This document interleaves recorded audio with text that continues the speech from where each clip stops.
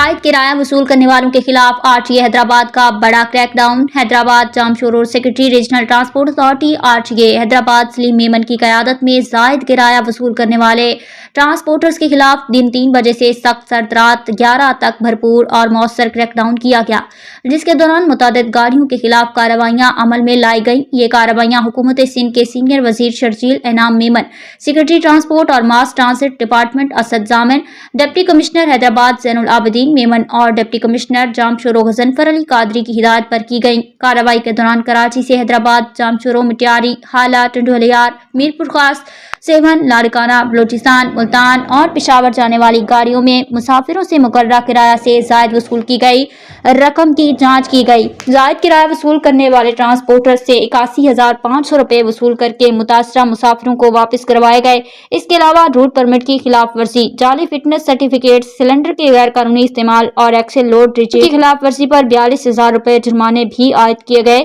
اضافی رقم کی واپسی پر مسافروں نے حکومت سندھ اور ٹرانسپورٹ ڈپارٹمنٹ کے اس اقدام کو سراہتے ہوئے RTA سیکرٹری سے مطالبہ کیا کہ زائد کرایہ وصول کرنے والی گاڑیوں کو ضبط کرنے کے لیے سخت قانون سازی کی جائے تاکہ عوام کو مستقل ریلیف مل سکے۔